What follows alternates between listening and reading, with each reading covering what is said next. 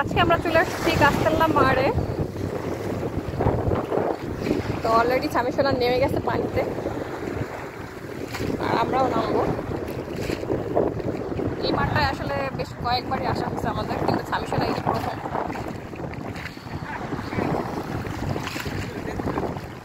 একদমই ছামিসোনাকে এখন বোর্ডে বসানো হচ্ছে, তাদের দুজনের প্রচেষ্টা সে বোর্ডে বসবে। অলরেডি সাকসেস ছামিসোনা। বসতে পারছো ছামিসোনা? তুমি বসতে পারছো? না ভাই, এটি নিয়ে যান, এটা আমার লাগবে না।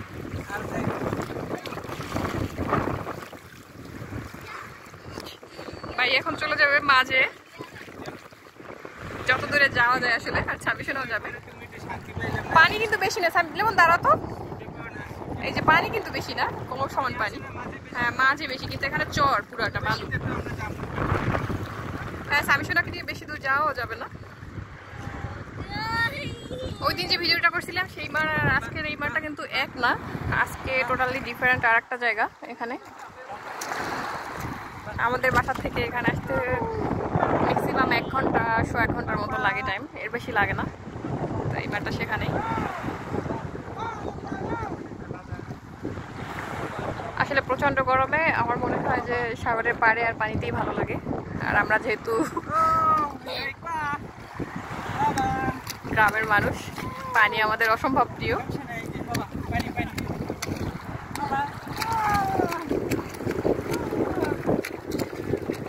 ছামিসোনা আসলে বোর্ডে ভালো লাগে না, ওর ভালো লাগে নর্মাল একা থাকায়।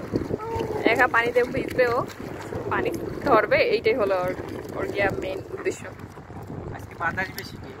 হ্যাঁ আজকে ঢেউ বেশি, বাতাসও বেশি, আর গরম একটু কম আগের থেকে।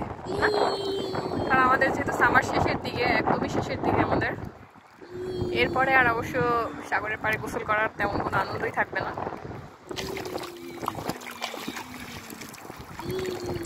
কারণ ঠান্ডা পড়ে যাবে আর 15 দিনের মধ্যেই। সামারে যাইতে দিতে ইচ্ছা করে না, এরকম লাগে।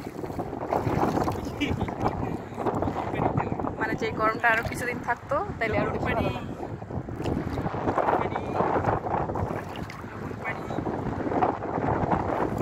লবণ পানি, লবণ বেশি মুখে দিছো?